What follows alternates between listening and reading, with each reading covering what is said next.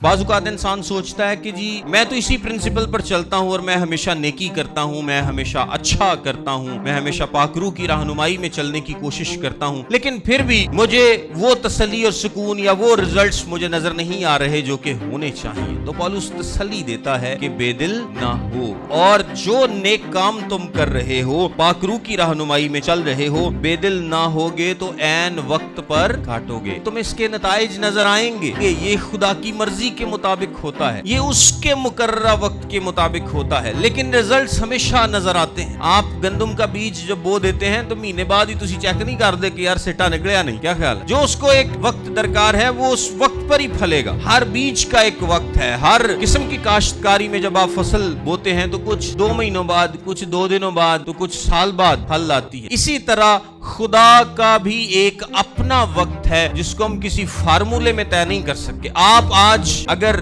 खुदा की रहनुमाई में जिंदगी गुजार रहे हैं और जो रिजल्ट्स आप एक्सपेक्ट करते हैं, खुदा उनसे चाहते हैं, हो सकता है दूसरे महीने में मिल जाए, लेकिन ये भी हो सकता है कि वो 2 साल के बाद मिले। ये खुदा की मर्जी है। मैं अपनी जिंदगी की इतनी मिसालें आपको दे सकता हूँ कि मैंने जिंदगी में कुछ चाहा और मैंने उसके लिए बड़ी दुआ भी की कि खुदा ये काम हो जाए, लेकिन वो काम नहीं हुआ। और फिर 1 साल बाद या 2 साल बाद मुझे पता चला तो मैं फिर शुक्र कीता, शुक्र है खुदाया और नहीं हुआ, क्योंकि मुझे नहीं था पता इसका नतीजा क्या निकलेगा, लेकिन खुदा को पता था। सो पौलुस समझाता है कि बेदिल मत हो, तुम्हारा बाप तुमसे मोहब्बत करता है, अपने आप को रूह के ताबे किए रखो, जिस्मानी नेचर की तरफ वापस ना जाओ, बल्कि रूह के मुआफिक चलते रहो, चलते रहो। जब वक्त आएगा तो खुदा तुमको सरफराज करेगा, और ये वक्त कौन जानता है? खुदा जानता है, हम नहीं जानते। हमें तो बहुत जल्दी होती है, चाहते हैं कि जल्दी जल्दी चीजें हो जाएं, लेकिन खुदा की अपनी मर्जी, वो 10 साल बाद भी वो काम कर सकता है। आप चाहते हैं कि खुदा मेरी खिदमत को बढ़ाए, आपको बहुत वुसअत दे, वो 2 साल बाद भी कर सकता है, 5 साल बाद भी कर सकता है, 10 साल बाद भी कर सकता है। और बाज़ औक़ात तो हम